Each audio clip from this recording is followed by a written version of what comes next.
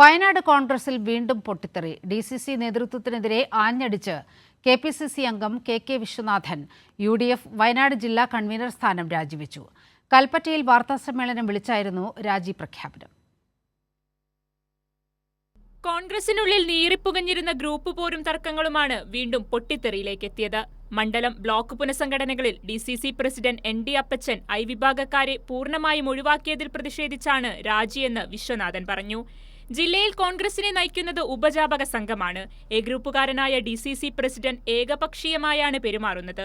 Party വിരുദ്ധരാണ് പലയിടത്തും ഭാരവാഹികളെന്നും അദ്ദേഹം പറഞ്ഞു.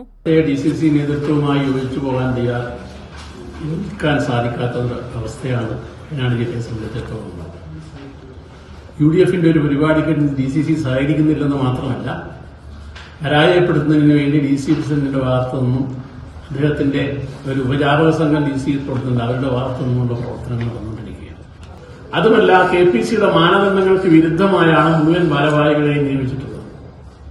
ആരും തന്നെ കഴിഞ്ഞ കാലങ്ങളിൽ പാർട്ടി പ്രവർത്തനത്തിൽപ്പെട്ടവരല്ല ഉള്ളത്. കഴിഞ്ഞ കാലങ്ങളിൽ അദ്ദേഹത്തോടൊപ്പം നിന്ന് DSCക്കാരായ സാധാരണക്കാരും അതോടൊപ്പം തന്നെ പാർട്ടി വിരുദ്ധനായി പ്രവർത്തിച്ചിട്ടുള്ള ആളുകളുമൊക്കെയാണ് സംഘടനയുടെ തലപ്പത്ത് ഇപ്പോൾ വന്നിട്ടുള്ളത് എന്നുള്ളതാണ് വസ്തുത. ലോക്സഭാ തെരഞ്ഞെടുപ്പിൽ രാഹുൽ ഗാന്ധിക്ക് ഭൂരിപക്ഷം കുറഞ്ഞത് ഭിന്നതയുടെ ഭാഗമാണ്.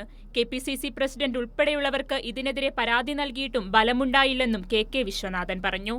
വയനാട് ലോക്സഭാ മണ്ഡലത്തിൽ ഉപതെരഞ്ഞെടുപ്പ് നടക്കാനിരിക്കെയാണ് UDF കൺവീനറുടെ രാജി. KPCC working president T Siddique ഉൾപ്പെടെയുള്ളവരാണ് ജില്ലയിൽ കോൺഗ്രസിനെ നയിക്കുന്നത്. DCC പ്രസിഡന്റിനെ നിഴലിൽ നിർത്തി സിദ്ദിഖ് കാര്യങ്ങൾ നിർവഹിക്കുകയാണെന്ന ആക്ഷേപവും ശക്തമാണ്. കൈരളി ന്യൂസ്, വയനാട്.